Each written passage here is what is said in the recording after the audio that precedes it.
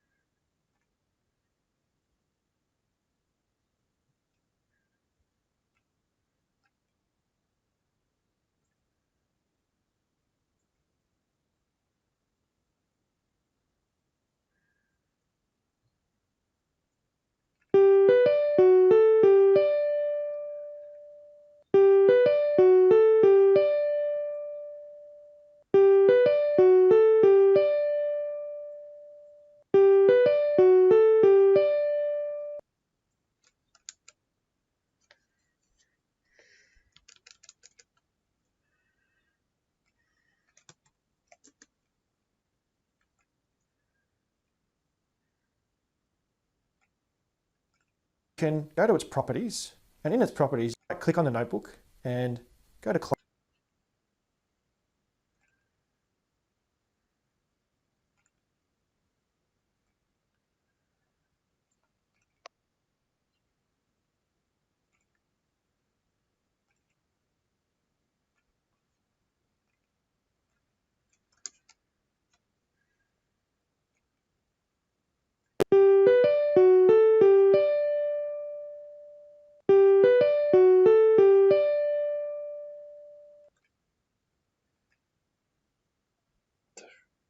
Check, check.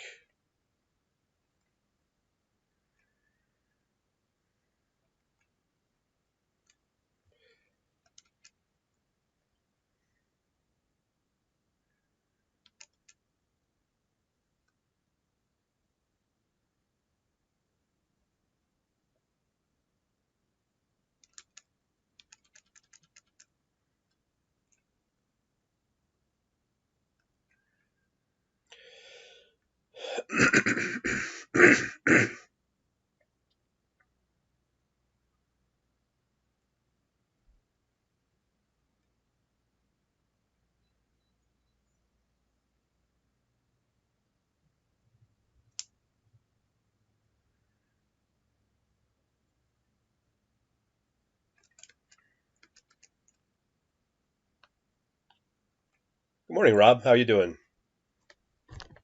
Okay.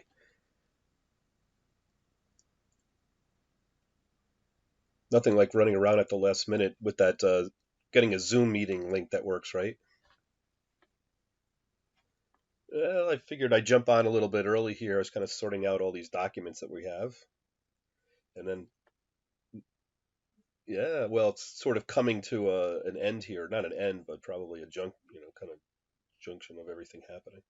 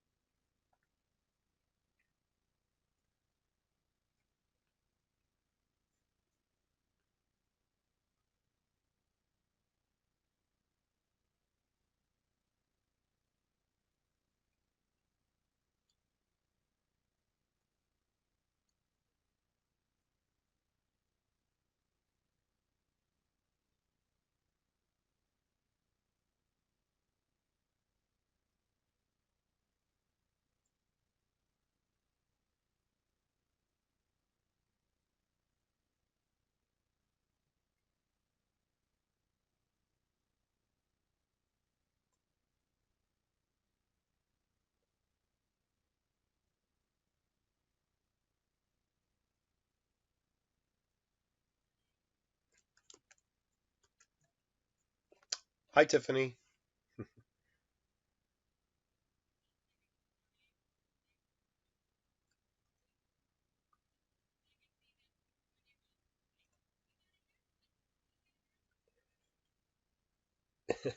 My hair is just taken away. It normally goes at this 3 month stage.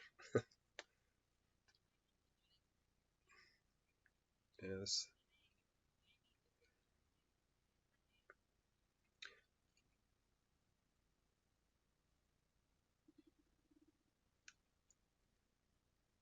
Yeah. There was somebody this week was saying who knew our civilization would be returned by the measure of hairstylists. The brave front line were the hairstylists. Yeah.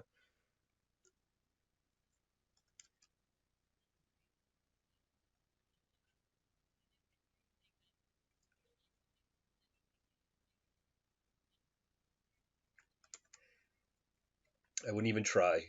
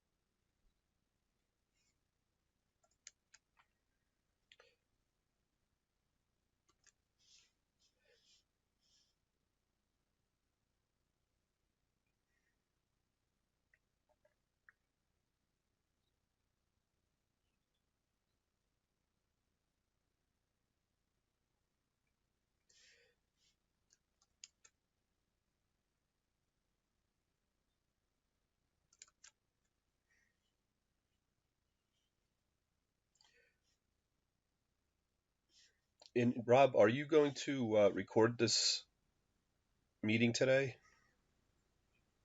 Okay.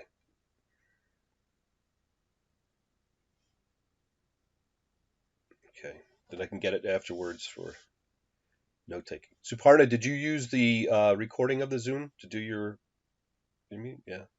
Yeah. Well, it was a lot of notes in there. That was good. There was a big meeting last time. There was a lot of things going on.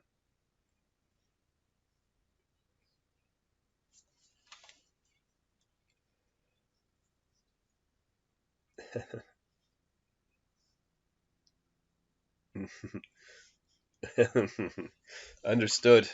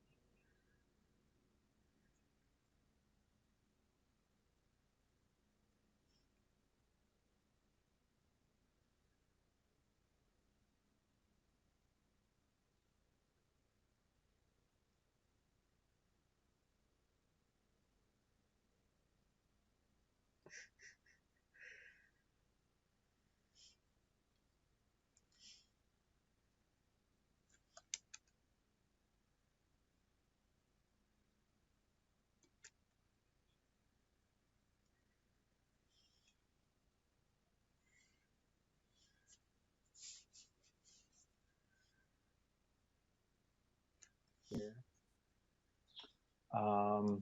Any discussion or corrections to the agenda? Did I put any committee members on the agenda that are not on the committee?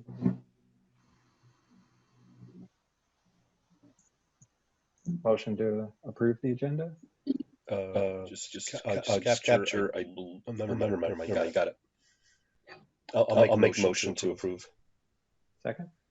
Okay. All in favor? Any objections? All in favor? Any objections? Aye.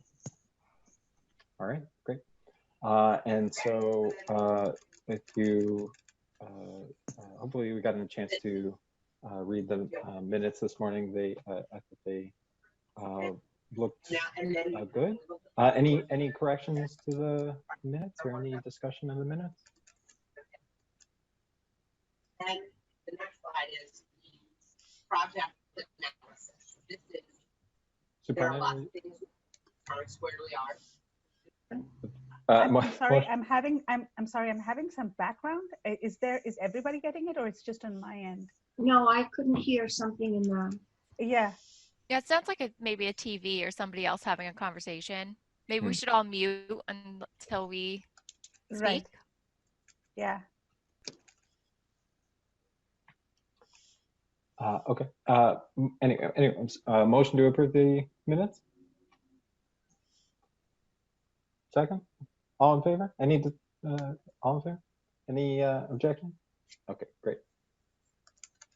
So there was a lot to read. I'm sorry for barraging you with emails over the last couple of days.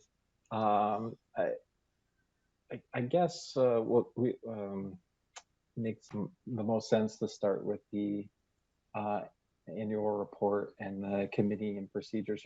I don't know, maybe the committee and procedures thing for the committee on committees would be a good place to start because it's a bit shorter. And I wasn't really sure what to do with that. I emailed Amanda, like, what are we looking for here? So I don't know if this is a new thing or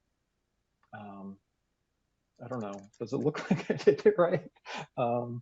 Was there anything that I left out in terms of what our committee is supposed to be doing every year? Or? think it looked good, Rob. And it's new. So there's no right or this wrong is the first answer. time they're doing it, so there's no wrong way right now.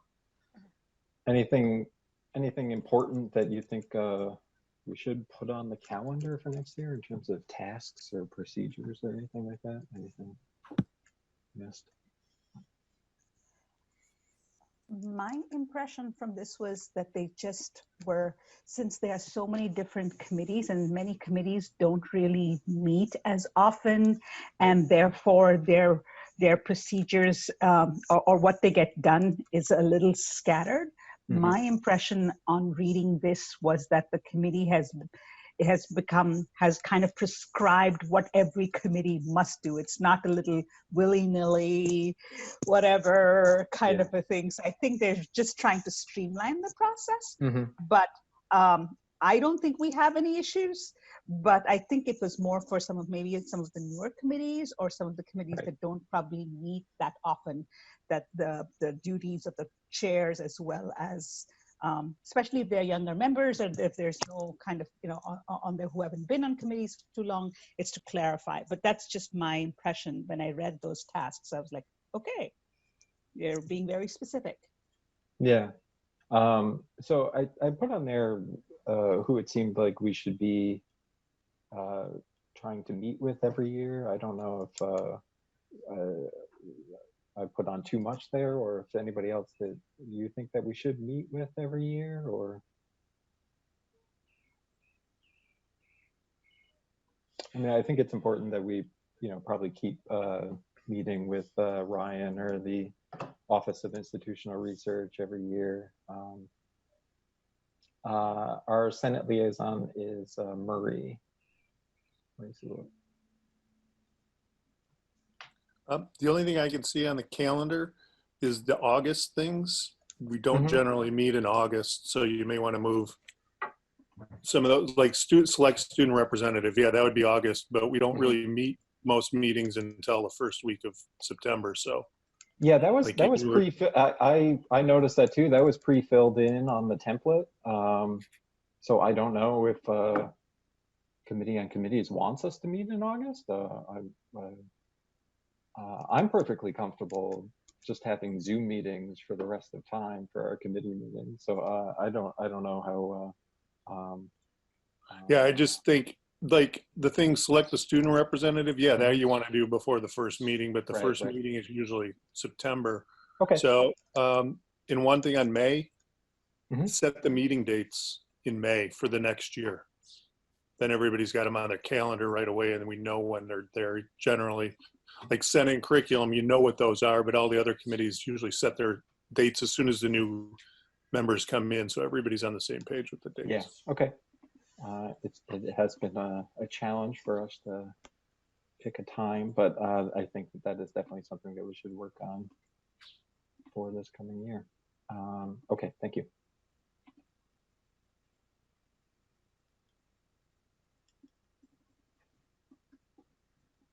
Anything else? Okay, well, if you think of anything else for that, let me know and I can forward this to the Committee on Committees. How about the annual report? It seems like again, this is my first time doing this, so hopefully I did okay. I imagine the two most important parts here are answering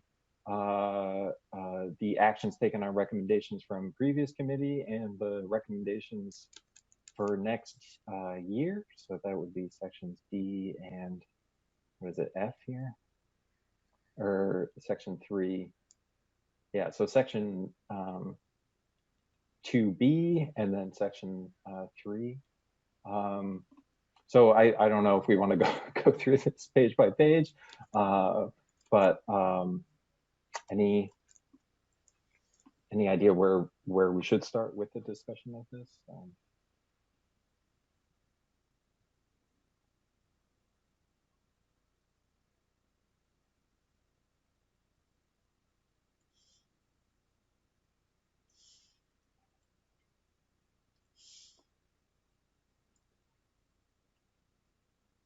This isn't due today. I think it's due end of next week.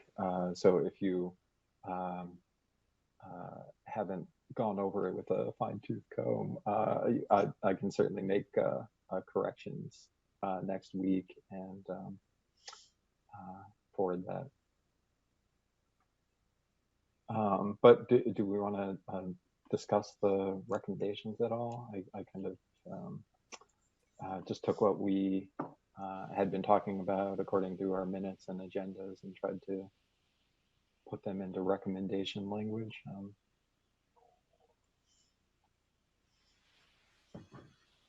I thought the recommendations were fine. For next year? I think you focused on things that we talked about.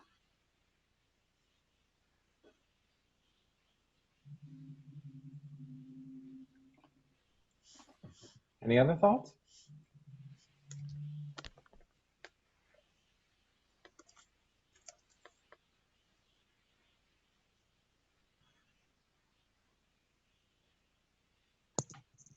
So I'm looking at recommendation 5, right? Add a part-time faculty member. I thought in our last meeting we were like, we'll put this in the plan. Are we working on a proposal? Are we going to be working on it?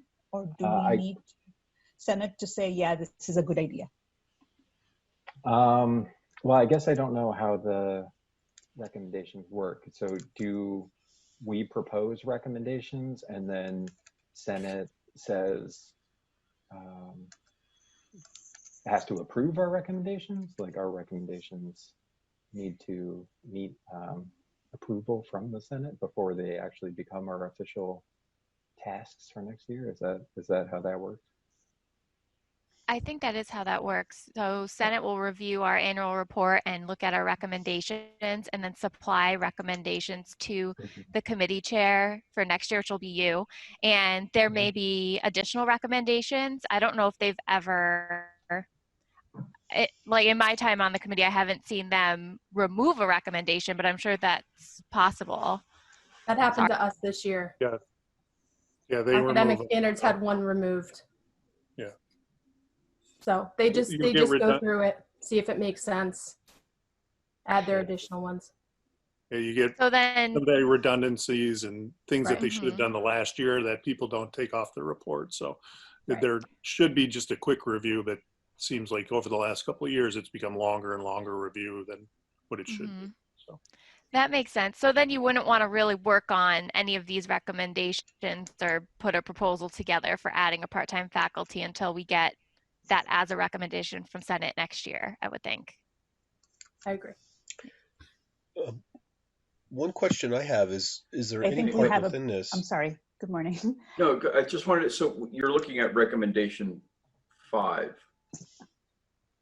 right? On the, the annual report recommendation 5, correct?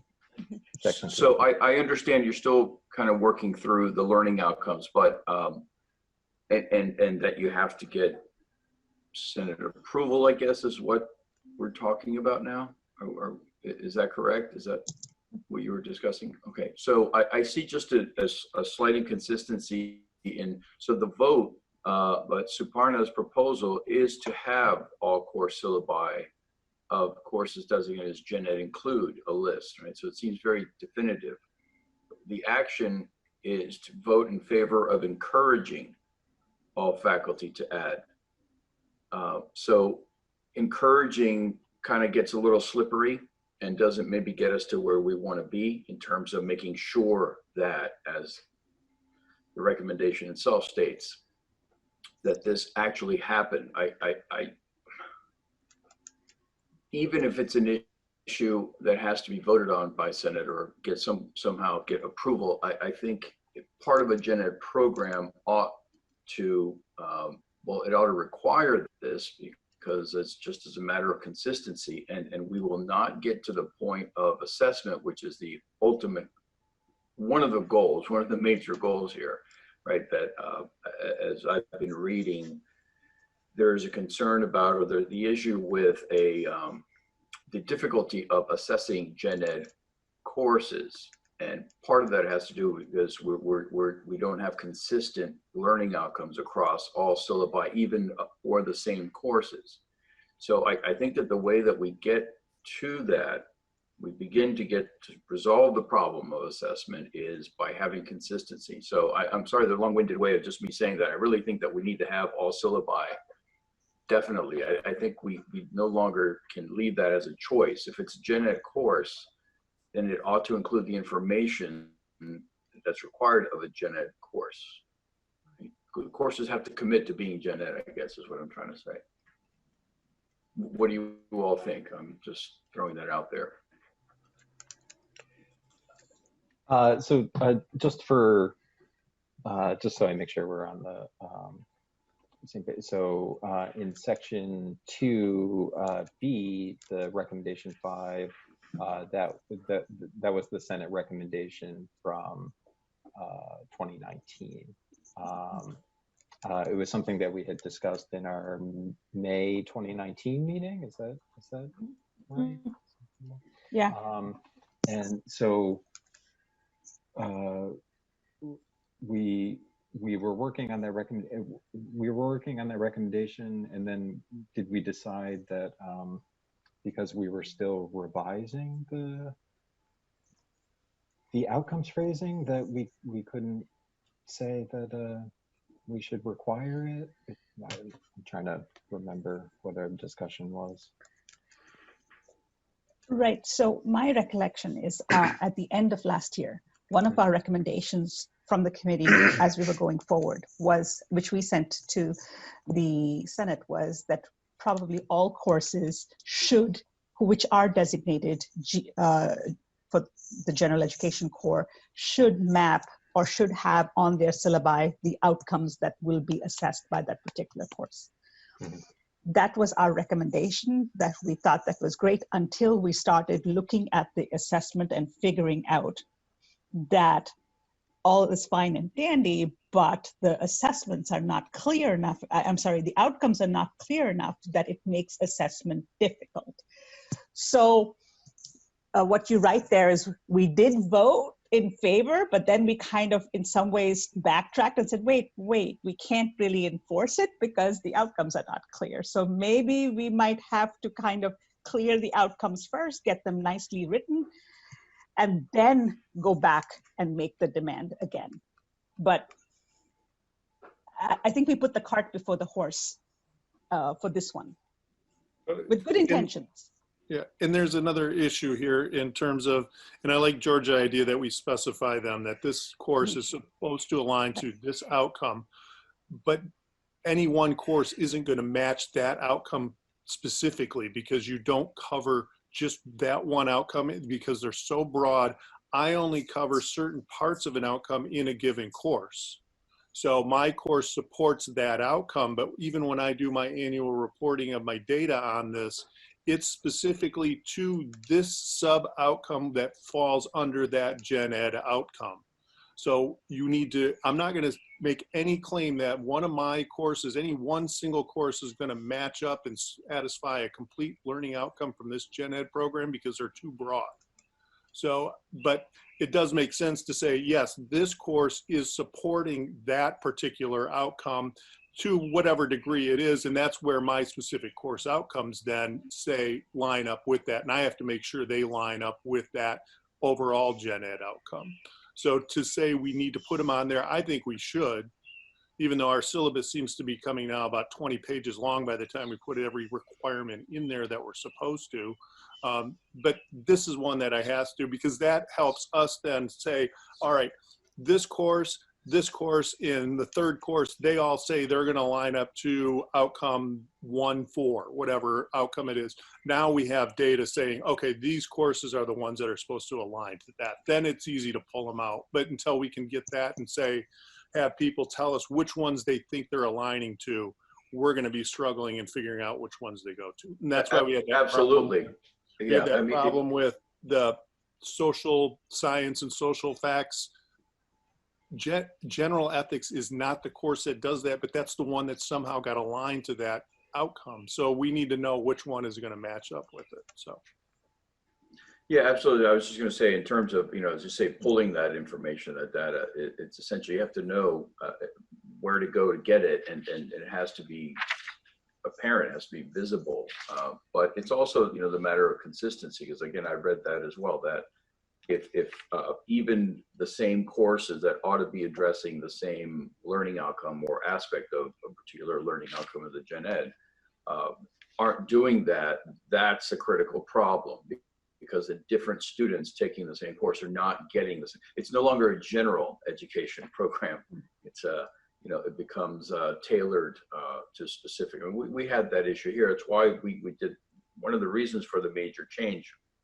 We found that the School of Arts and Sciences had one gen ed, nursing had another, business had another, and education had another, because we were making concessions along the way that ended up making it not a general education program. So students from Felician were not graduating with the same general education.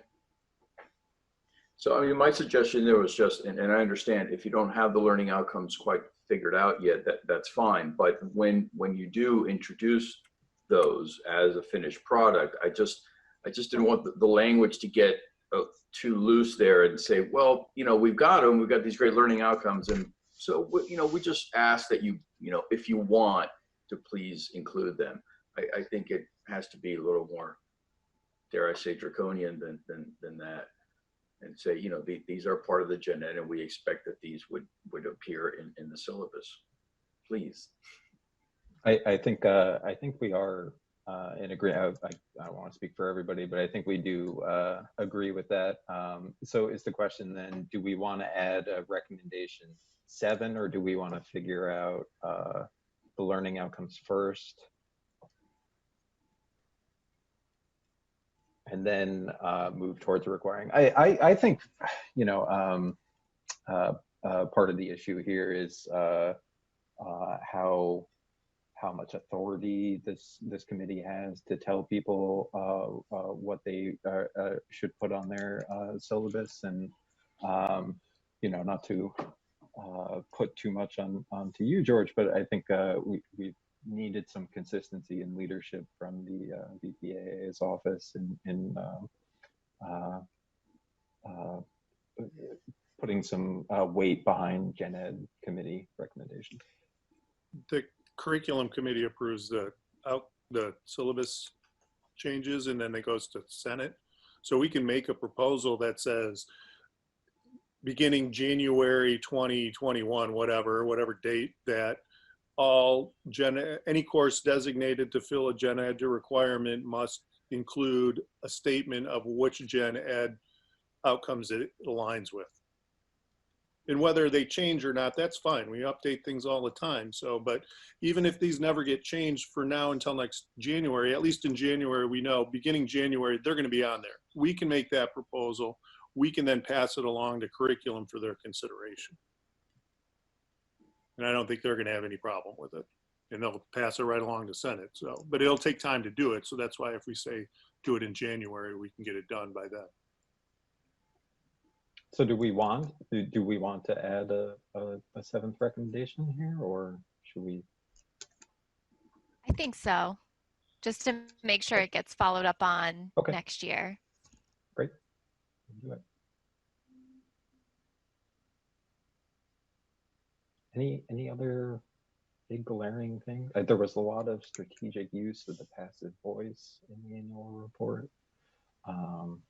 I'm sure it was still full of typos and things like that. But if there are any big glaring things, anything else we want to discuss as a group? Otherwise, I'll hold on to it for a week and I'll send it next week if you think of anything else. Sound good? Isn't our, I mean, we have a recommendation, like I was like you, I was a little bit surprised when Sam was let go. I mean, the poor thing was in and out like in a month, but she barely got onto the committee. Yeah. Isn't that a bigger problem for us at this point? Yeah. Yeah. Yeah, I have no idea. I have no idea what's. Are we still doing it? So I think the Senate, Senate still approved, after committee on committees approved adding the FYE coordinator, Senate did approve it. So that is now in our committee description that the FYE coordinator is a member of our committee, but I don't know what that means for the fall. I think I heard from Senate that it may be the case that a faculty member is going to have to take over FYE coordinating. I don't know. So that's a slippery one that I have not, I didn't have the time to even really meet Sam. I met her in a meeting, a couple of meetings actually, and she was in a meeting with us here, but yeah, she was gone before I even was able to get a conversation with her about the nature of the FYE program, and still I need to work on figuring out what it's like, what it actually looks like. So I was in a meeting with, I think it was chairs a couple of weeks ago, maybe.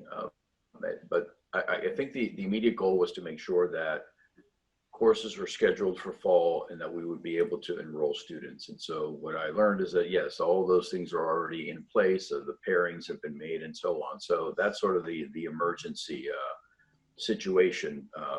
Other than that, I mean, I have to get there in July and actually sit with people and first kind of have a conversation about what FYE is about before I can say I have even a full grasp of it. Because I wasn't even able to have a conversation with her. There seems to be some sense that we might talk about reviewing and possibly revising it. I don't think that that's something that we would do immediately, obviously. And again, it has to run this year as it's already scheduled to run and as people already understand it. So there's no need to change it drastically or change it in any way. So right now, I think it's just kind of a matter of holding down the fort and making sure that the people who are scheduled to teach in it and the students get whatever they're supposed to get out of it. And so we'll work through that during the year. I think ultimately, I don't know of anyone else that could take on that role other than the people that have been integral to the evolution of this version of the FYE.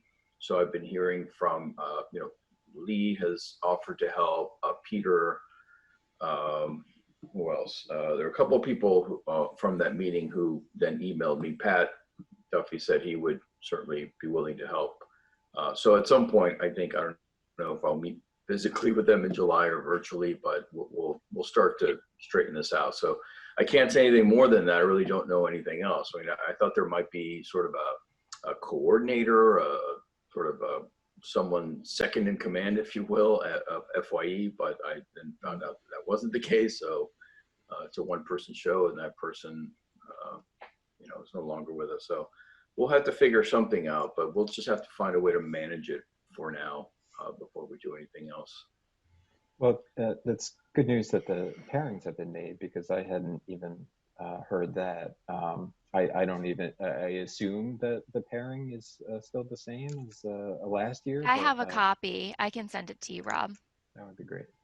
Can you send it to all of us? Because I don't have that. Sure. Yeah, I'd be happy to. Thank you. I have a copy because I assigned the librarians to the pairings, which that's not finalized for us yet, since we haven't figured out with my transition away who would be taking on the pairings that I normally work with.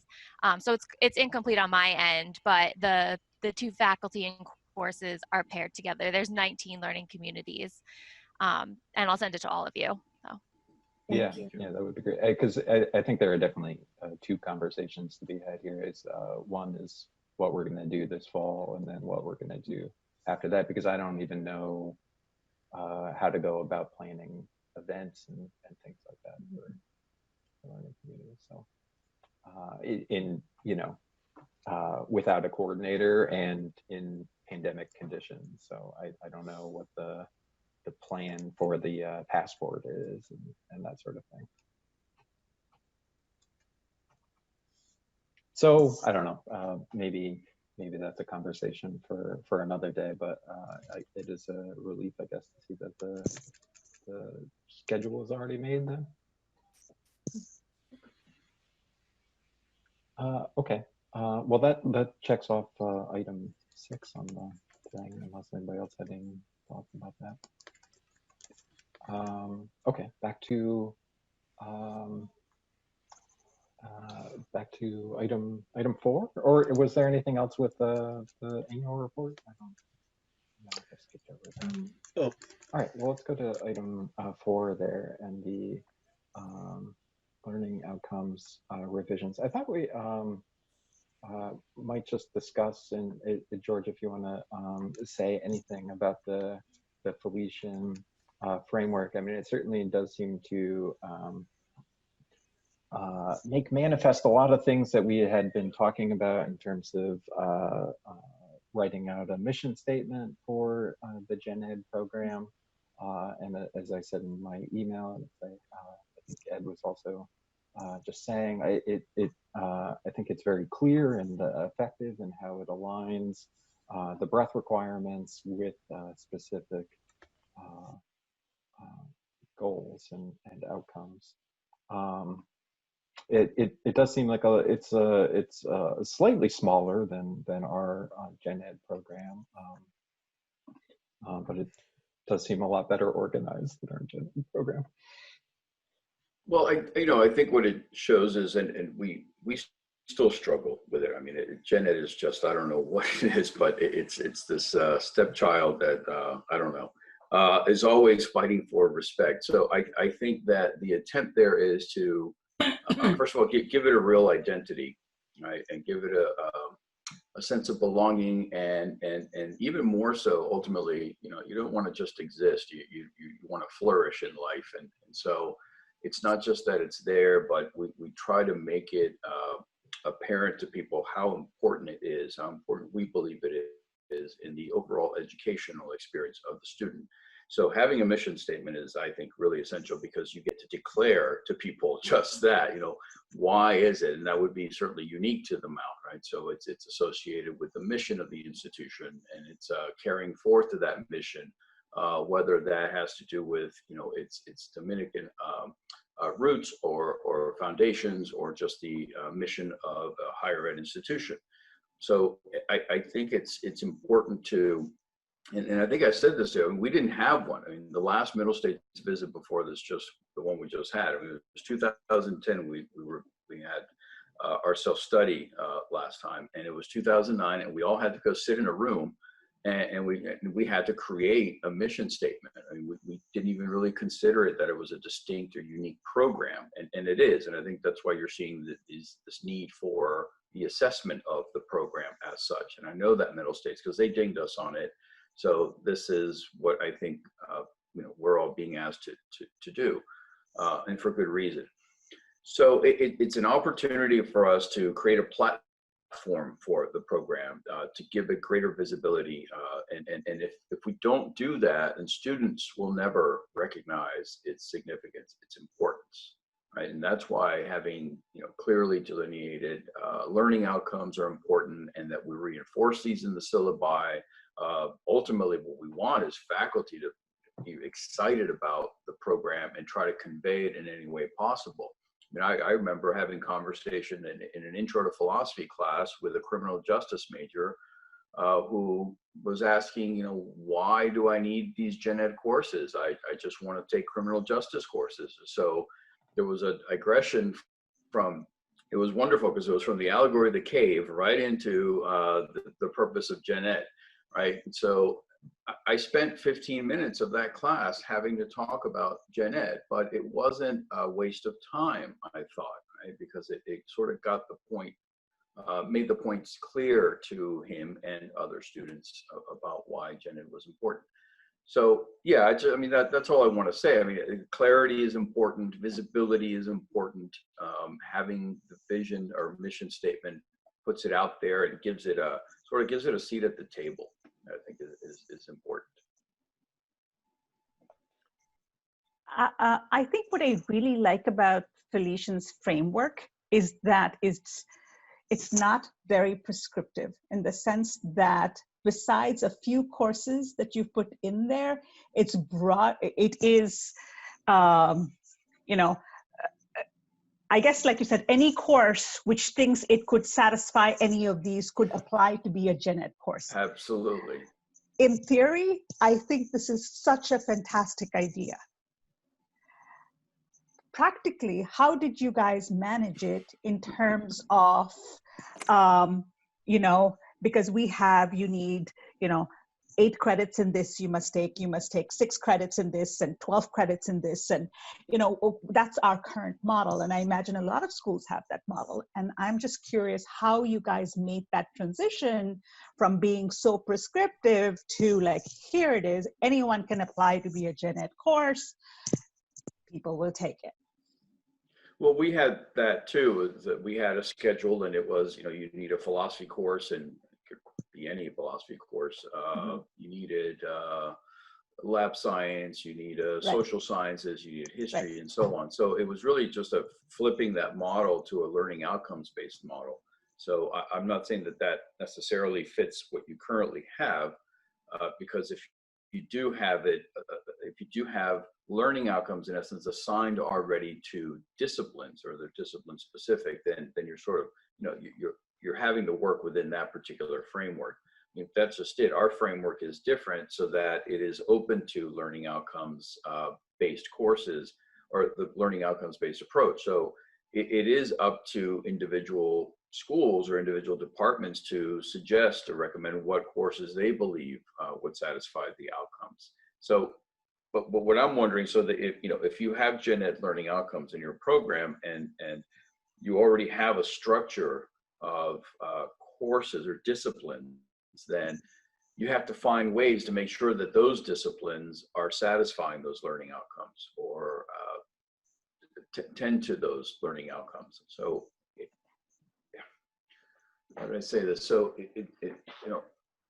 and it seems to work. I mean, your disciplines already cover the learning outcomes, generally speaking, but it's just a different model. So you might not be able to invite other disciplines with the current structure, right? Because you have it designated as disciplines, per disciplines. So you're not going to invite, the business ethics course to satisfy the requirements of values or, ethics, right? It's just, you would have to change the structure somehow to adapt. You would have to adapt it to allow the openness that our system allows, because we just, we urge people to submit a course and show us, right? In the application, you see the learning outcomes and you check off which ones your course you believe satisfy, and then a committee reviews the syllabus and looks to see if there is a match. So, I mean, there were cases where it wasn't, and some of our faculty, we had colleagues in psychology, for instance, and they said, we'll just submit, we'll submit intro to psychology as critical thinking. Okay, they did, and they didn't change anything. And we kept urging them, in psychology, you deal with the science of thinking, the analysis of what critical thinking is, or analysis of thinking, right? And so we kept urging, because we believe that there could be a wonderful course, psychology-based, written for critical thinking, right? To help students evolve their ability to think critically. I mean, that's the goal.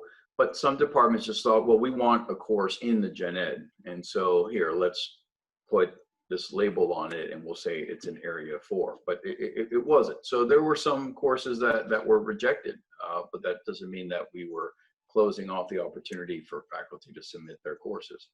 And you see the technology, for instance, it makes sense, right? Different students use different forms of technology. But here's where, yes, so you had different gen ed programs in different schools before, so you may think, well, aren't they doing something different? But they're not, if the focus is on the learning outcomes of technology. So the fact that you're learning technology, say you're working on a Mac because you're a graphic design student, that's very different from the informatics and information technology that you need for nursing, right? But you're still satisfying the technological acumen. So I don't know if that answers a question or sheds any No, light. I just think, completely your agree. structure is different. I just, I mean, I think in some ways we've boxed ourselves with, again, the best of intentions. We've boxed ourselves in the way we've always been doing Gen Ed. I do not know if we once again have the appetite to kind of start the whole thing, and again, with an open mind, and have multiple voices, and invite all the various divisions to kind of go ahead and apply for these various Gen Ed courses.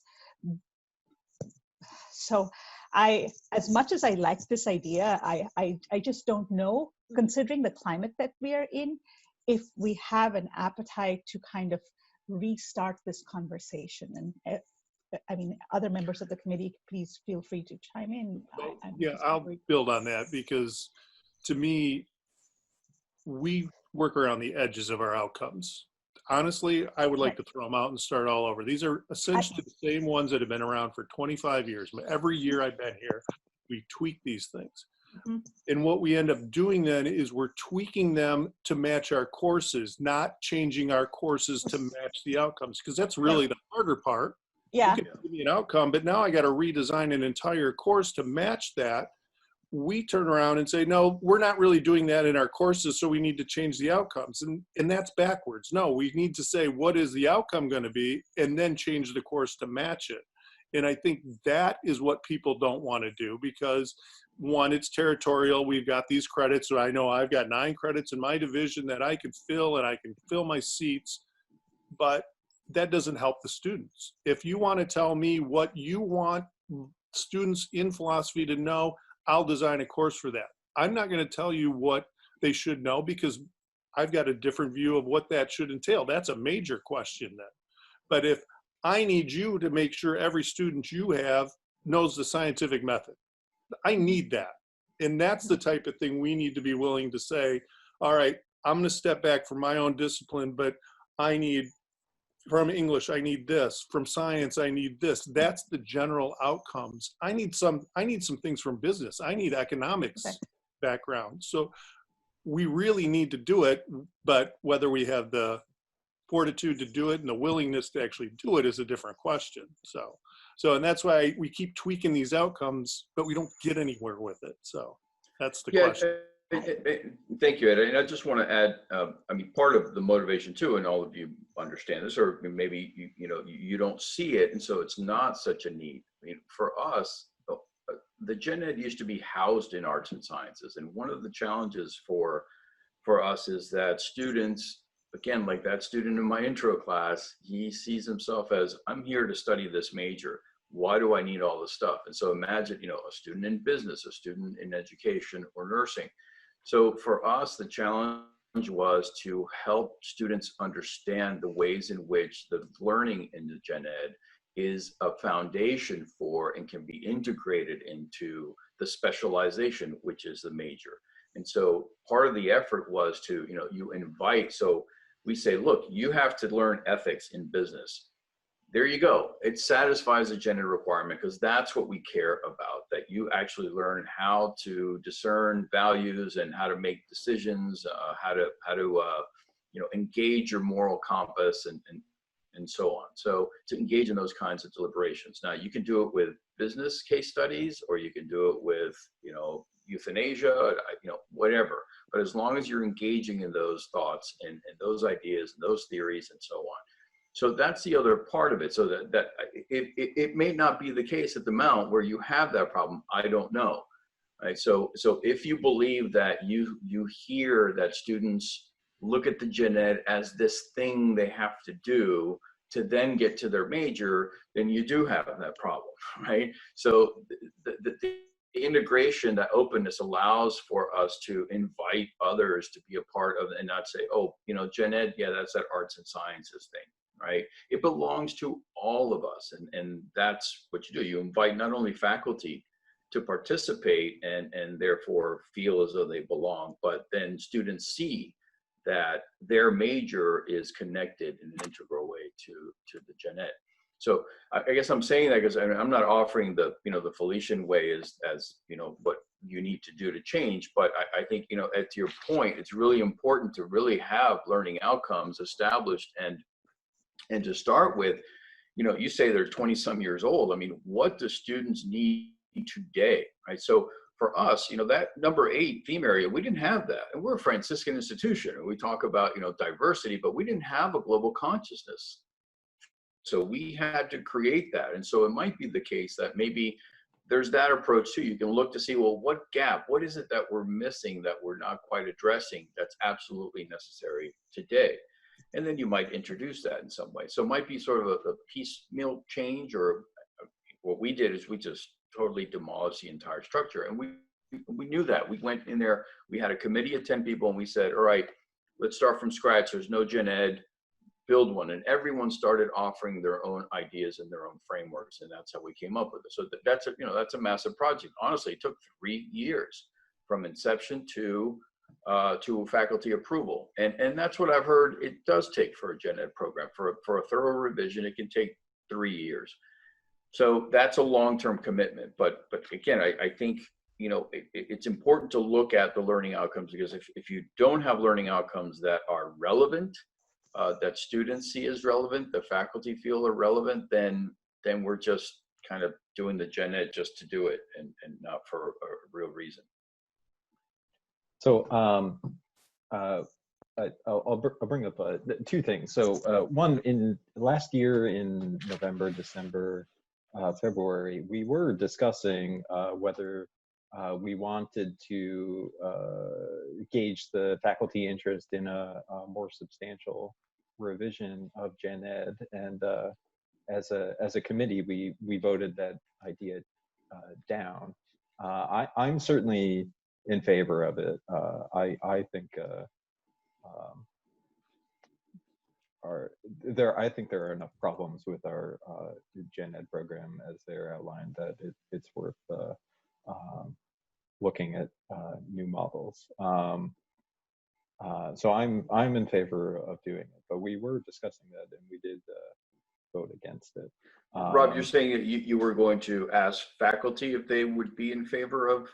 Yeah, we had devised a survey to see how satisfied faculty were with the gen ed program, but we decided not to go through with it. So there's also, when we did the same, and we sent out a faculty, I guess it was, I don't think it was staff, but also a student survey. We asked the students these kinds of questions. Yeah. It was questions like, what do you think the gen ed is merely an obstacle to get you to, something you have to traverse to get to what you really want to study, and so on. So it might be helpful also to get the student perspective, but I would do, in terms of a kind of survey, because otherwise, if you just ask faculty, well, are you in favor of a change? Well, as Ed says, it's territorial.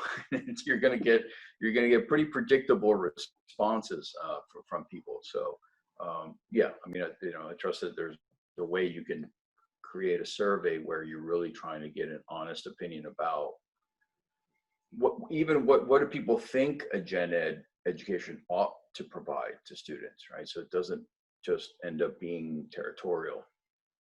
Well, I think people are certainly get territorial about these things, but I think it's because they have a hard time imagining how they fit in to the program. I think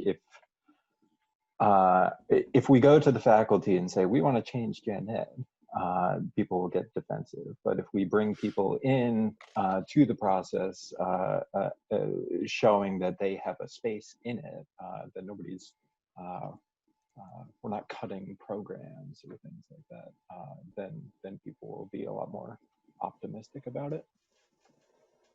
I'm just going to throw something in here from the business school perspective. There are people in the community. Okay, so when I'm listening to what's going on here, I see it as a strategic move. Certainly, if we take whatever outcomes we have right now, and maybe under the guise of a quality umbrella to the constituents that hire from our business school and whatnot, I see this as a strategic move for the college right now, that we have very scarce resources. Where to put them? We have feedback into the college that we haven't really activated, and the community has asked for things like that are already built in there, like critical thinking, of course, but leadership. Okay.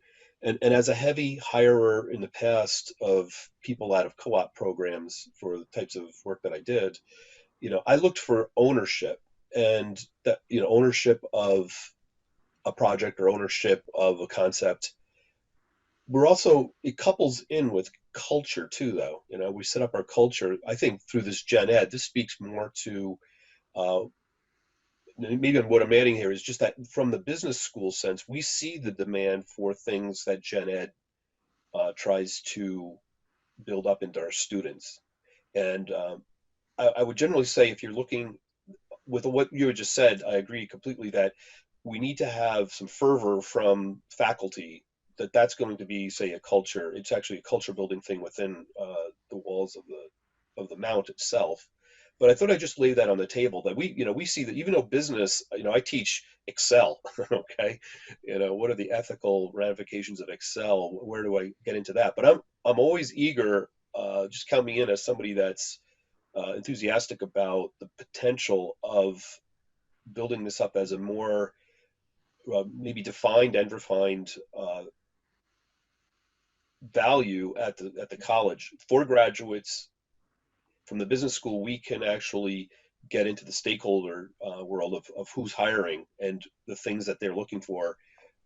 There was a study about, say, for instance, communications. Okay, so we got some feedback that students coming out need to communicate better, or they would like to have students that communicate well. Put it that way. So I just would throw that there's a larger strategic move here. I think you'd want to make it part of that strategy, not just within the walls of the mount, but engage outside stakeholders. Generally, for business, I'm thinking of we have a business advisory council, but also the hirers. As the business school right now, we're going to be moving out and trying to establish more formal relationships with hirers over the next couple of years here. Okay, so I just thought I'd add that in. Hopefully that didn't distract, but maybe contributed to the fact that these outcomes have real ramifications. Yes, I would like to add to that, that I completely agree with that. Coming from the education perspective, everything that we do in Gen Ed supports people to be well-rounded teachers. And I was kind of debating, what is the difference between general education and a liberal arts program?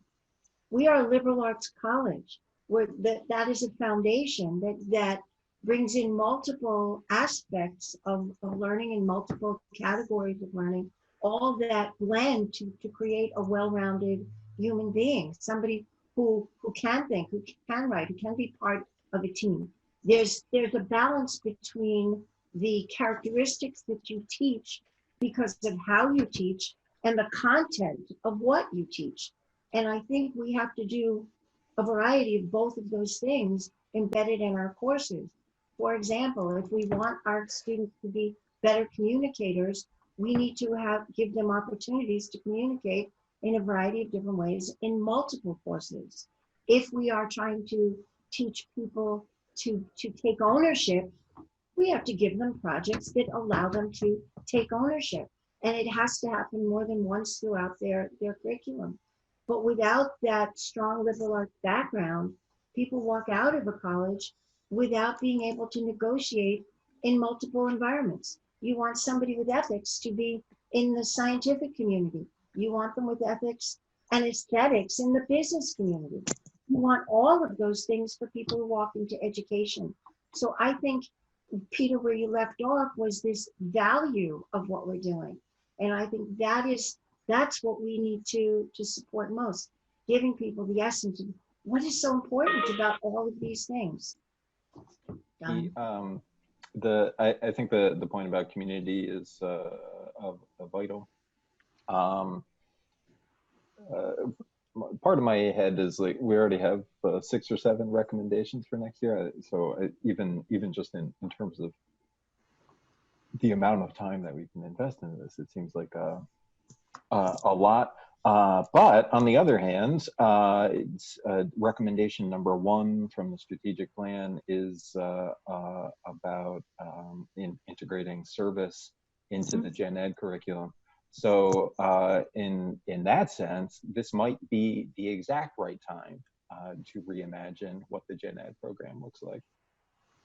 If the faculty is on board with the service mission of the college, what better time to reimagine what the gen ed program could look like, how it engages with the community, and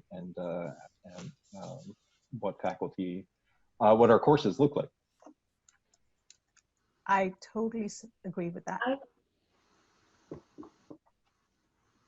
So diversity and social justice as being embedded in all of that. Yeah. George, can I ask a quick question regarding the Felician? You know, I look at one of the outcomes, the second outcome, ethics, value, and truth. Now that's part of our, you know, Doce Mi Veritat, and that's part of what, you know, our school is all about. And I see in the program learning outcomes, there are about 5 underneath there. And then for the common curriculum, it's 1 course. So I'm just curious, in Felician, how did they do that? In the sense that, was there 1 course that actually covered all of these 5?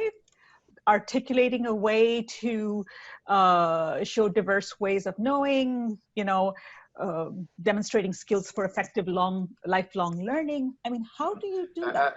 Absolutely not. But you know, there are some of the areas I don't know. I don't think did I share the list of courses with you under each of the theme areas? No, it just said like 1 course, 3 credits. Yeah. And I was oh, like, okay. Oh, you mean that the requirement is just 1 yeah. course? Yeah. So, well, no, but again, and I think Sonia, you just made the point that, you know, you have to see these things. This isn't gen ed education is a series of courses or a set of courses that does it all, and then you're done. All of these things, and I know you know, our colleagues would say, look, I do that in my course, and it's a, you know, 300. I do research in a nursing course, or you know, we do research in the social sciences. So there's critical thinking there. There's analysis. There's quantitative and qualitative analysis. So this is not to suggest that the gen ed course does it all. It is helping to establish the foundation of what an education can be. So we're restrained by the number of credits, right? So you don't want to just keep adding and adding. If you did that, you can have 5 courses that help do that. But the idea is that here's one that's foundational, and that each major will continue to do these kinds of things. So keep in mind those learning outcomes. What's interesting is, you know, we had college-wide learning outcomes, and then you have the school's learning outcomes, and then the department's learning outcomes, and we trace them across a chart, right? One flows from the other, right? So you could look at a particular course's learning outcomes and be able to trace it back to your department, to your school, and all the way to the college, right? That's the idea. So what we did is we developed these new learning outcomes for gen ed, and they were so popular, and the method by which we did it was the first time that all faculty in all the different schools, all the different areas, actually were involved in it. We had faculty development workshops, and we had all of those learning outcomes that you see. They were developed partly by the committee, but the committee was really just kind of organizing the thoughts of the entire faculty.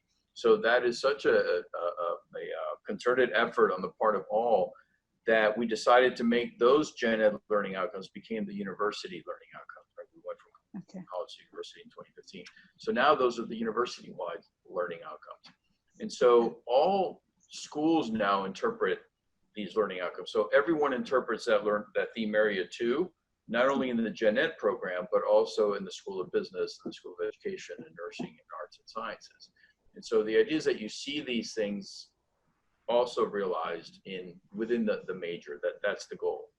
So what I was going to say though is we don't have many contenders for specific areas, and so for a long time that area 2 was reserved to a very standard ethics course in philosophy, or making moral decisions, we call it.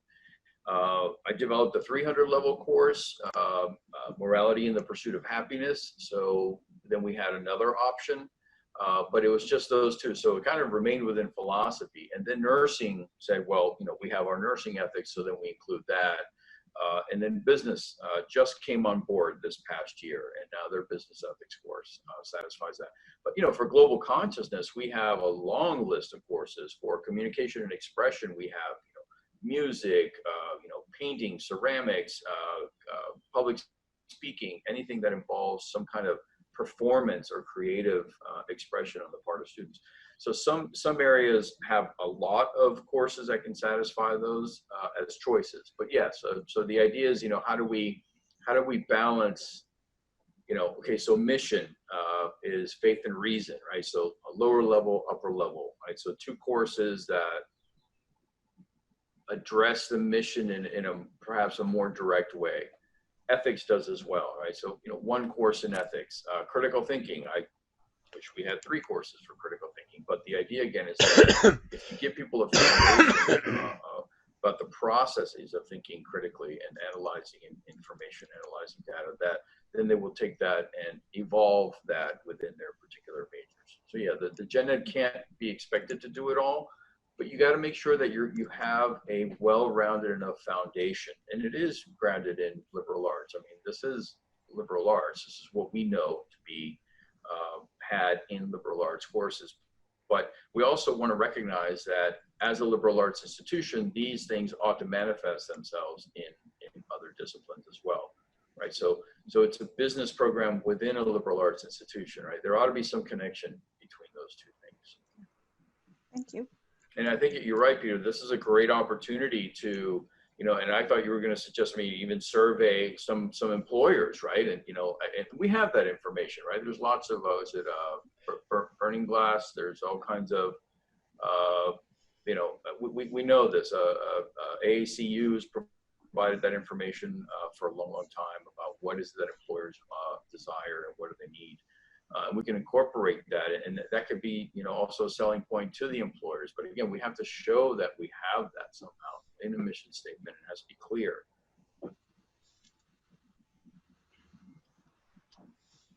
I think as part of the strategic plan, we have a lot of data from questions that we had asked members of the community as to what they wanted, at least where service is concerned. And in all our big broad theme areas, I think we had asked a whole bunch of stakeholders. So I think we have some of that information already in-house in terms of what people would like our students to be. And we can use some of that information also as a starting point if we embark on this mission of reimagining the Gen Ed core, which I think it's time. I really think it's time. But again, what we've, unfortunately, because of for the last few years, we've lacked consistent academic leadership, okay, for no fault of the college or whatever. We just haven't had consistent vision for a while. So I think if we have to embark on this, that's a commitment also the college needs to make.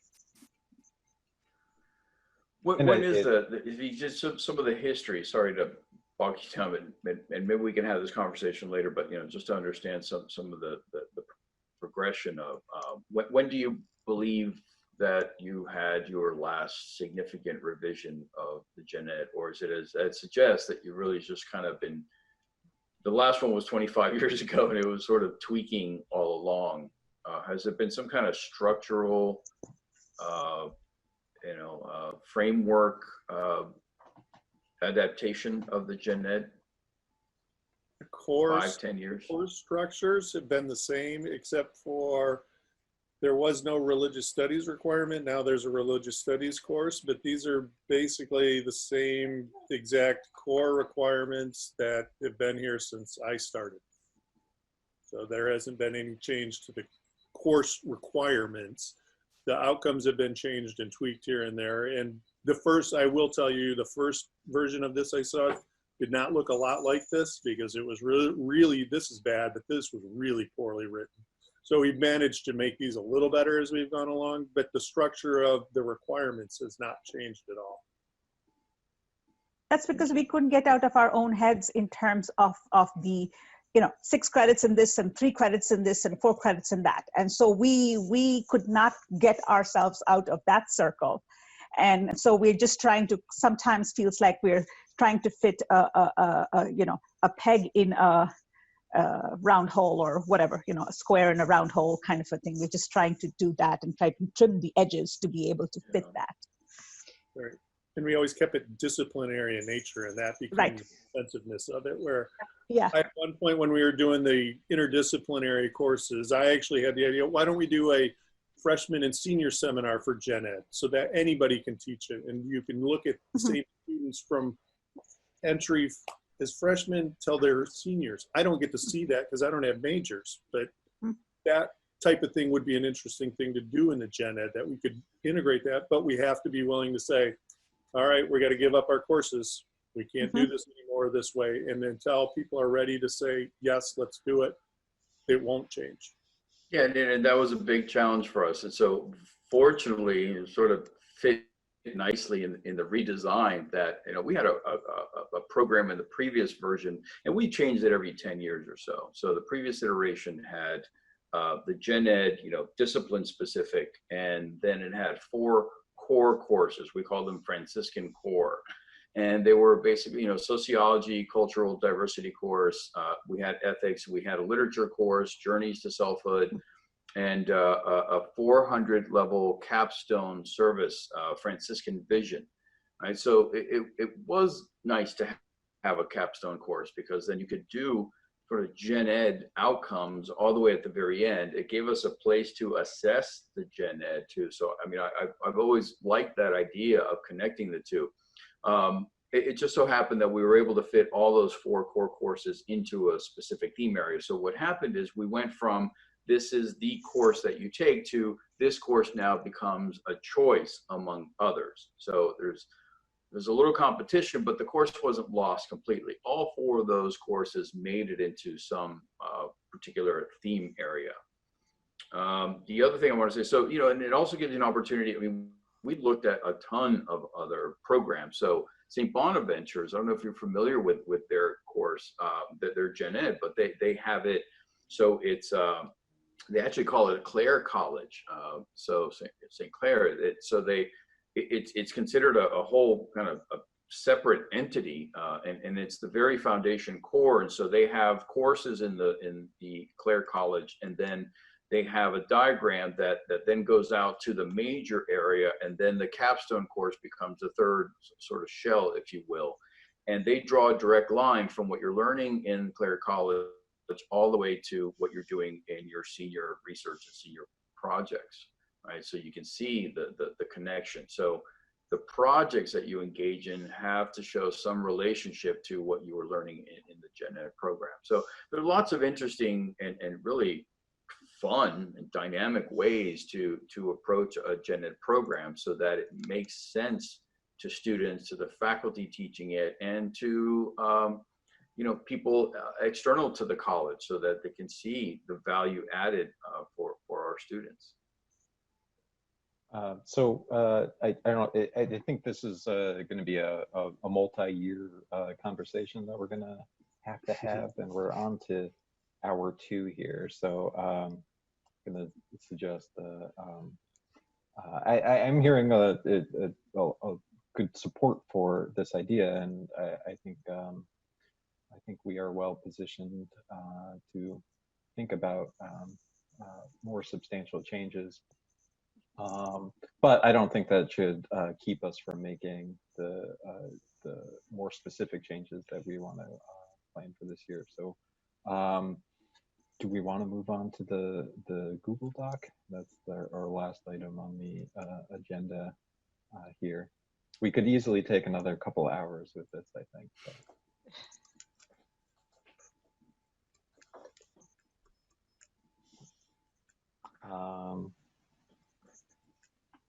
This is the one that Ryan and Kayleen, oh my lordy, the ones with all those changes.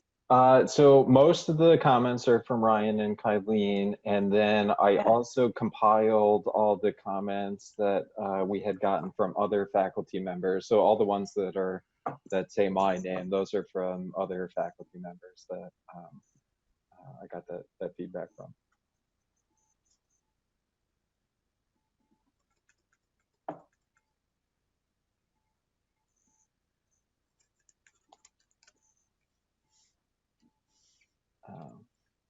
It's taking a while to load. So.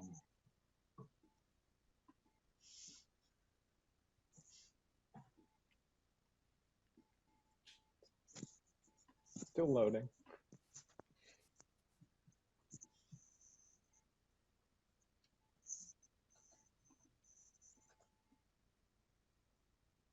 This is the Google, the one on the Google Drive, right?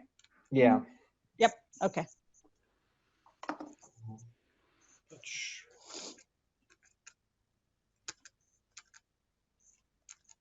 So while we're waiting to make this a little less awkward, I had been asked to ask the technology people in my department.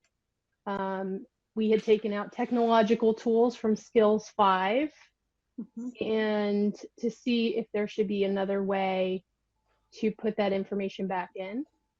They could not come to a consensus. One group had a more broad and a little bit better general idea of what could be replaced there or perhaps might be another outcome.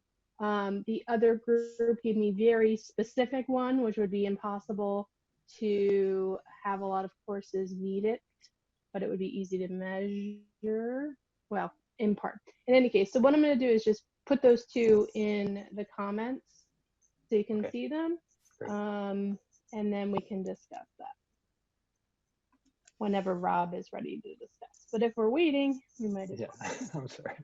Sorry, I should have opened this up earlier. I don't know why it's so slow.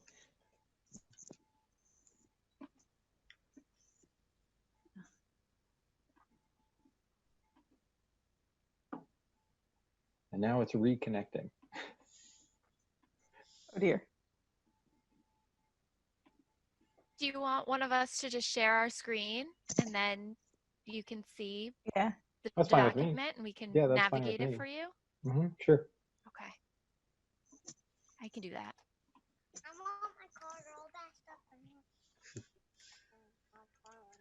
Share screen. Oh, I'm disabled. Does Rob have You to have give to you permission? enable my screen sharing abilities.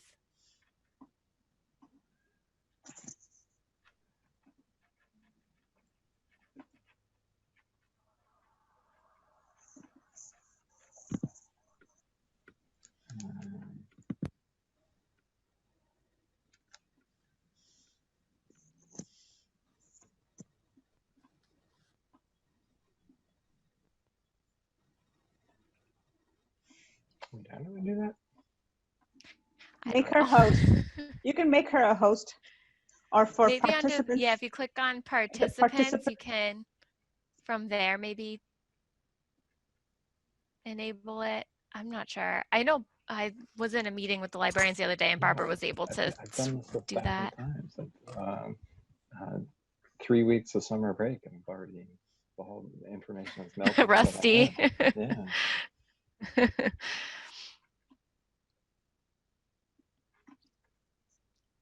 So click on her name and make her host. Yeah. Okay. Share screen and this one.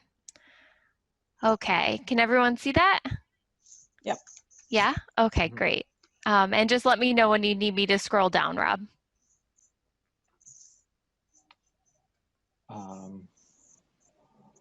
So what we did in March is we just tried to resolve the comments as we went here, right? So try to do the same thing there. So we might as well start with the first comment then, I guess, right?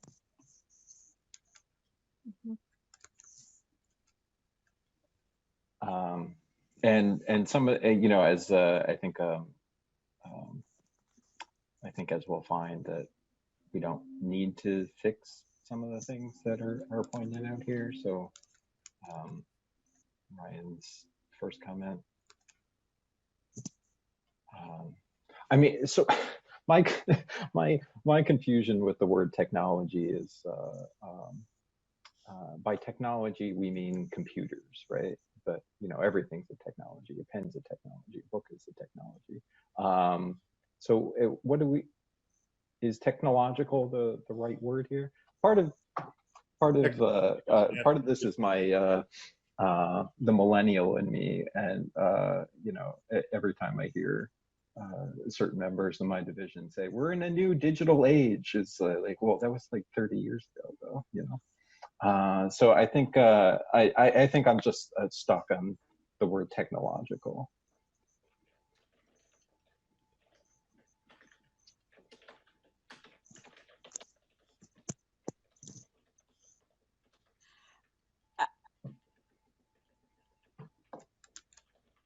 Wasn't this the one where we had issues and we said we had to keep it, we had to kind of go ahead and make sure and kind of have,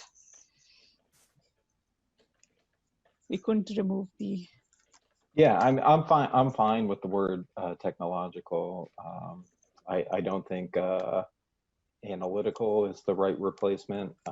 But if by technological skills we mean computer literacy or data literacy or information literacy, then those sound like more specific or accurate terms to me. If that is what the middle state standard means by technological, is computer literacy.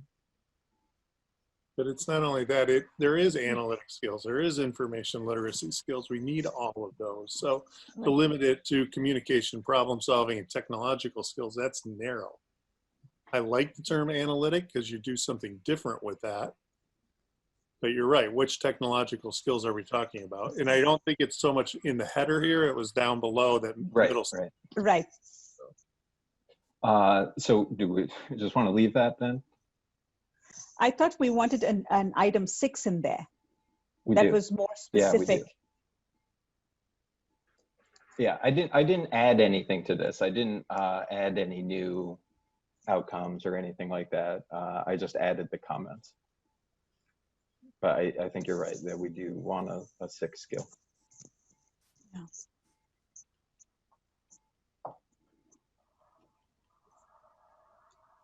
So just resolve the first comment, or? Yeah, and I'm seeing I don't have edit access. Now I'm wondering if someone else should share their screen. I have they it can up. resolve as they go. Can you see it at the same time? I have it up now, okay. so I can. Okay. Sorry about that. Can you stop sharing, or? Yes.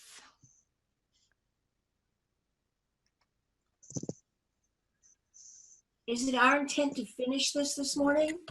Well, I feel conflicted about this because I think I feel that I'm hearing from everyone that we're interested in kind of revisiting the outcome structure. So I wonder if this is a good use of time right now. If that's something we truly really want to pursue, then maybe we should just pursue that. Outcome structure in terms of like looking for more of like an outcomes-based model like Felician has, like that discussion we just had about whether or not it's worthwhile to revisit this. And I agree with everyone that I think it is. So I don't know if sort of editing our current outcomes is helpful right now if we want to revisit the structure. I don't know. We can't not do anything at the same time because we have to continue with our assessment. I think those might end up being parallel lines of thought, because we cannot not do, you know what I mean? I see where, I see what you're saying. I completely agree, but we cannot not do something. But we do have them in place that are accepted. So are we going to, again, spend time changing these when we know we're going to throw them out quickly? Or hopefully, I hope at least. You know, which is there's things here that need to be fixed now, because we can't just change them. We also have to get all the approvals we need in place to do this. You know, from what I've observed, it looks like you've done a nice job of clarifying some issues, and you know, in some cases you had to separate things out. So, I mean, I think you've done good work with the structure that you have, and you have to take that all the way to the end. I think, you know, for instance, right now you don't have it's technology, not information literacy or something. I mean, I think if you can tweak, sorry Ed, but if you can tweak yet again for the purposes again of, you know, the structure that you have, it seems to me that there were some clarifications that were needed and much needed, and you've achieved that. I think, I mean, one thing you could say is just, you know, your review, your thorough review of learning outcomes has led you to see that there might be a need for something more fundamental, you know, going forward. But yeah, I don't think you should dismiss the work that you've done up to now, and just continue to clarify as best you can. Yeah, no, and I agree with that. I'm number 5 in the skills. That's the technology one. Would it just make sense then? We've taken all the technology stuff out. Do we just go back to the original one in that case? Because that's going to be a contentious one to fix up. Reading these two from Kathy, I don't know if those are any better than what we had before or worse. Right. So, you know, when we get to these things, first of all, I don't know how many students really need SPSS. So whoever said that, I'm going to talk. I know who said it, but I'm not going to say. Social scientists. Wasn't me. But that's where the psychology people. I do teach SPSS, but how many of us do? Come on. So, sorry. So do we just tweak the ones we really need to, the most important ones? And then put it forward and say, here's the revisions. This is what we've got, but our plan is to really go back through this in depth from a different perspective than in the fall. That makes sense to me. And, you know, I mean, if we don't want to labor over every comma here, we can do this offline. I can see if I can fix the edit access, and we can add our comment bubbles. And then by our next meeting, we can take the next step, whether we think it needs to, whether we've made enough changes that we need to go back to the divisions for more feedback. Well, I guess we'll need to do that anyway, but then craft the proposal for curriculum committee. Do we want to? My 2 cents is, I think I agree with Ed in the sense that we should probably number 5 can stay despite, I mean, I think somewhere we have a document which is stating what we want to do right now, or we're nitpicking, but I think changing the most important things. So for example, 5 can stay there the way it is. It's probably going to, so that we have less contention and we can move on. But we have this document knowing this is what we were trying to work on, but, you know, so, but number 5 can stay the way it was, but we have a record of our thinking.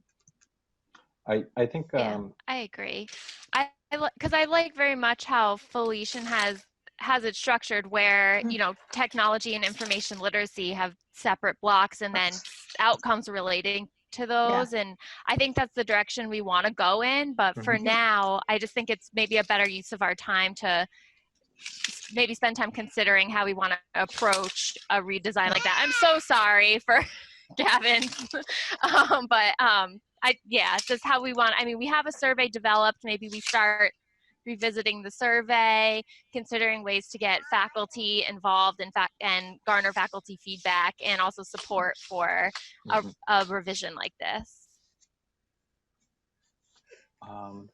That makes a lot of sense to me. So thinking about what we were talking about in terms of recommendation 2 on the annual report, and then if we want to add a recommendation 7 in terms of requiring faculty to put the learning outcomes, then I think the minimum amount of work that we need to do is we need to revise the outcomes to the point which that they can go on syllabi and then they can be assessed, like we were talking about with Ryan in April. So he can, people can start reporting their, whether they're meeting their benchmarks to Ryan.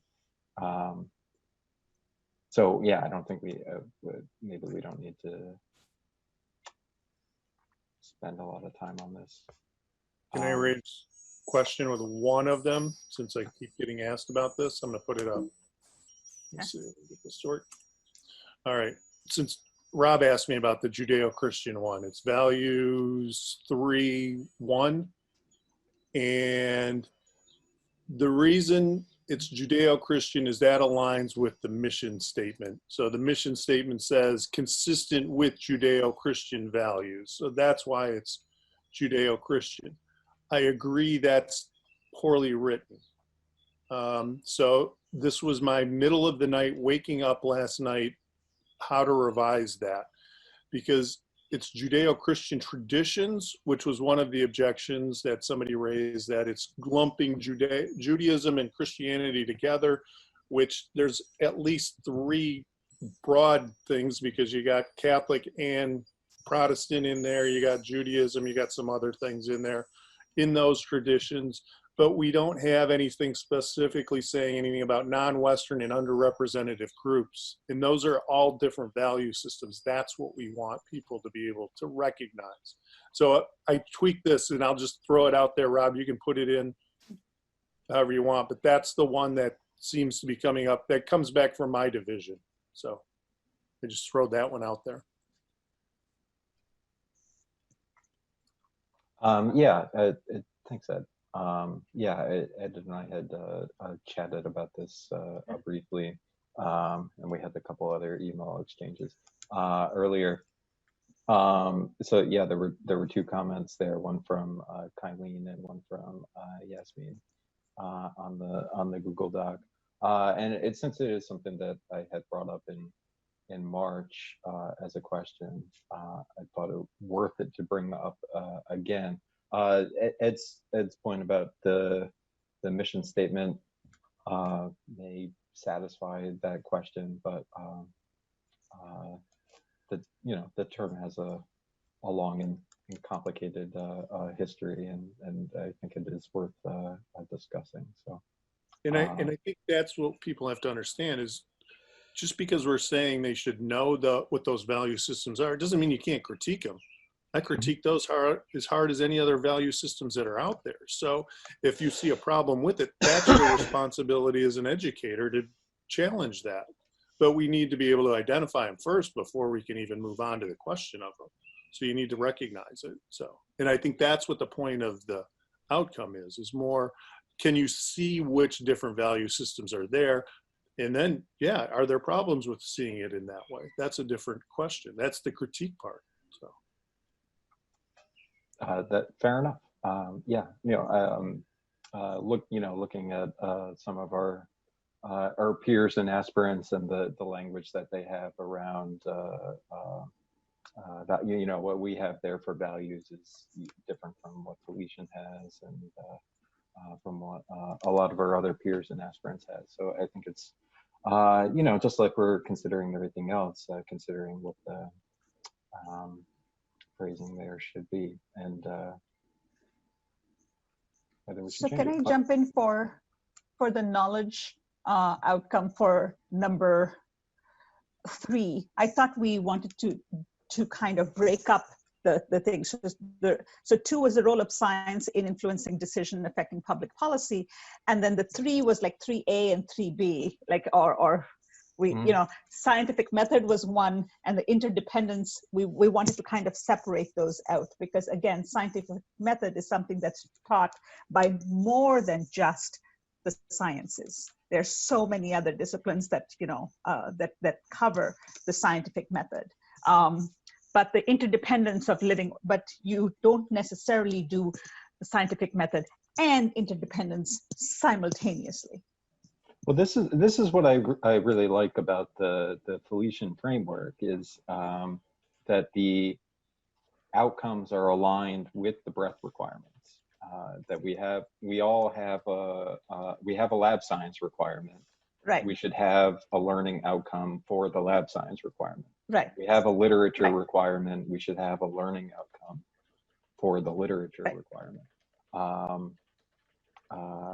So you know, if we're because so many of our outcomes are straddling so many different areas, that from the social sciences to the natural sciences to I think that is the main obstacle for what's inhibiting clarity here, is that we're trying to write outcomes so they can cover multiple divisions.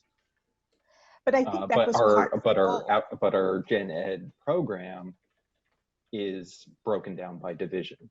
So it could be great that we want to have multiple courses that satisfy the scientific method thing, but the scientific method thing,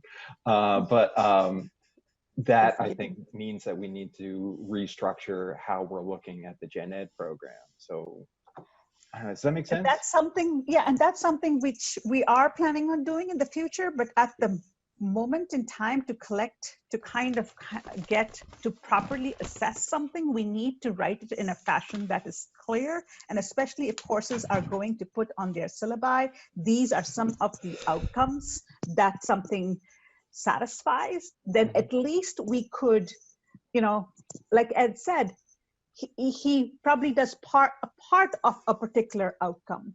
So I don't know, this was the one that we were having a lot of trouble with, because we don't necessarily do everything.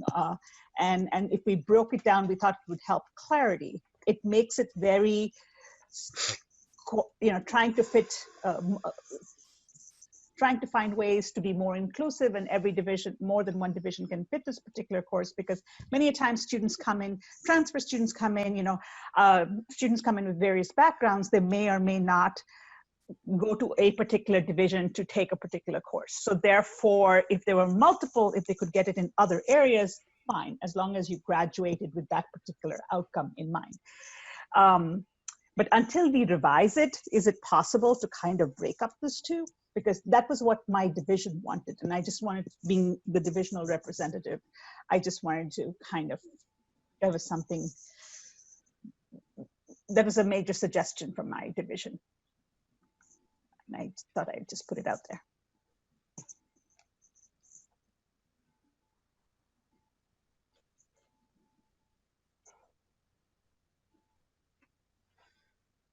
Thoughts? You just write it as 2. Mm-hmm. You know, to make it, you know, this would become 3.5 and move, or 4, move everything down, because I agree with you, they are different things. And one question, just for my general knowledge, are viruses living organisms? Are viruses living organisms?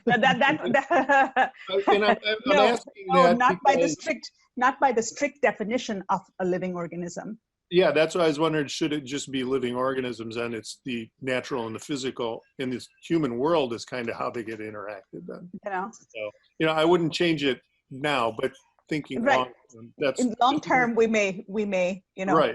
Right, yeah. But I would think just split them into 2 and add another one in. It's only 7 knowledge outcomes at this point, so.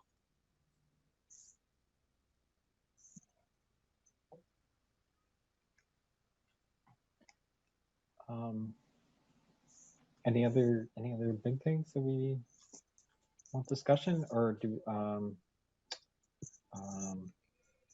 take our time and add some comments to the Google Doc and see if we can resolve them for our next meeting.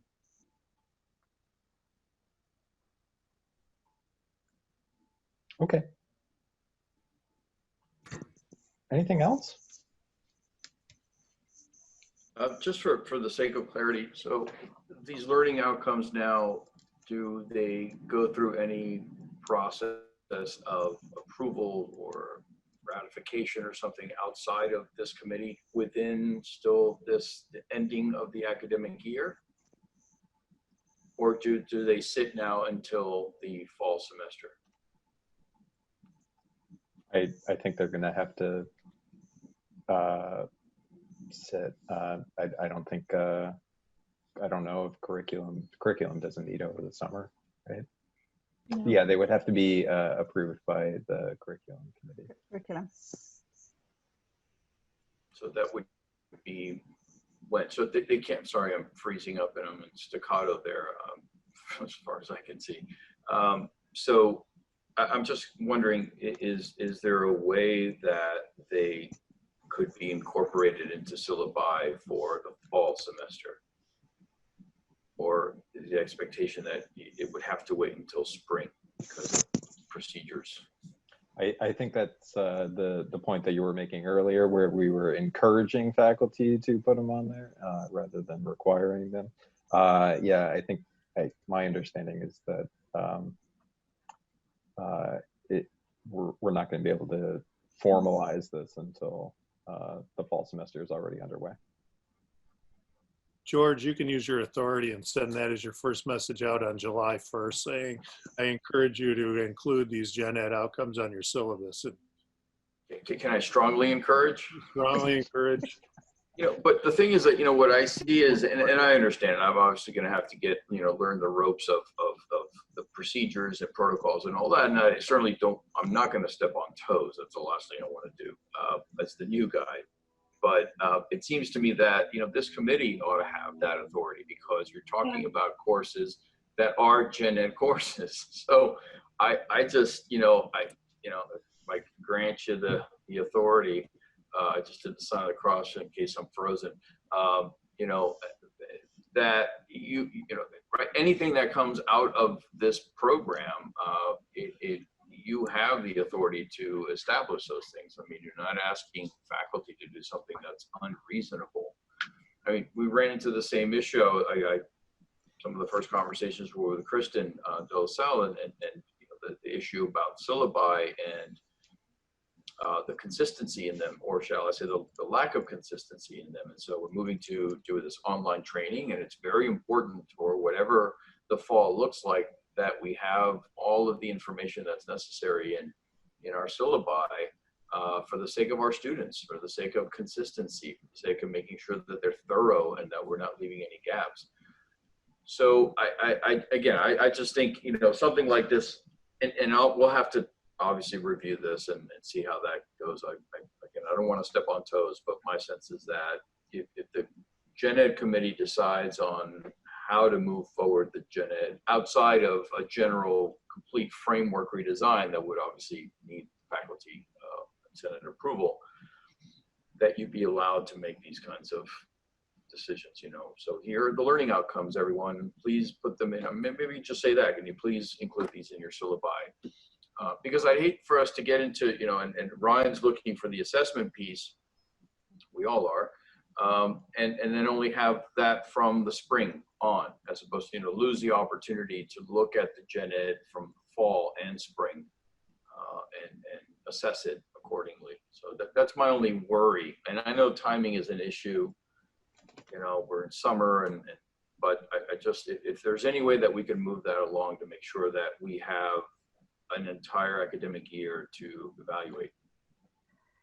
My understanding is that by talking to Evan, who at the moment, who is kind of the outgoing chair, is that I think curriculum would be amenable to looking at some things over the summer, because we might have to send, for example, if we are unable to run certain courses because of the lack of face-to-face times, and we have to come up with something alternative, it has to go through curriculum. So my understanding by talking to him was that they are amenable to some of the things, and they'll be working online like we are, to receiving proposals. So if you put the weight of your office behind it, I think we may be able to get this done over the summer and then require the faculty, or highly encourage the faculty.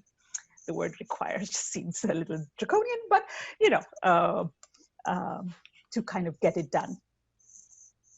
I kind of like the idea of saying that the committee has worked very hard on this throughout the year, and let's try to let's implement what we have and then evaluate it. I think that there should be some validity to the work that we're doing, and if it doesn't influence anything else, then why are we doing this at all? Right. I think we should wait for George to say, yeah, this is important. I mean, otherwise we're wasting our time. So I think we should just do that little tweaking and then say, this is what they are for now. We're going to evaluate these and move forward. And can I make a motion then that we require them? And if they're going to, and there's my motion, and then if we can approve it now, it can go to curriculum, and if they meet, they can take it up as soon as they meet then. And if it's this summer, that way it's ready to go in the fall. Yeah, so we're going to write these new ones up the way they are and then send them to curriculum. Just use the current, whatever the current ones are. Yeah. So that at least they're there and it's in place, and then going forward, as they change, you got to update it on your syllabus. Right. So, I'm sorry, what do you mean by the current ones? The ones that have been approved that we've been working with? We've been working with the ones we've been tweaking. The revised without, Yeah, the revised ones. But without the ones that are split or? No, including the ones, all the revisions that we've done, we kind of go, here are the general education outcomes. We've been working on tweaking the old ones. Here are the newly tweaked ones. And we would require the faculty to add these on your syllabus and map your syllabi to these particular outcomes. Yeah, any of them that change are major changes, like the one I submitted there for the values 3-1, that's a major change. So right, that use the old one there. But any of the where they're split, like those in the one on the social sciences, those are fine. I don't think anybody has any problems with those. So, but if they're that they can put those on.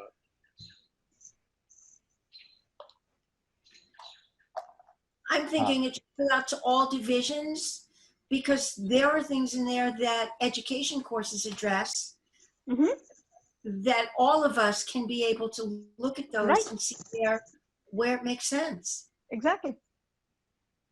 Ed, I like your 3 a.m. revision. It's you were inspired.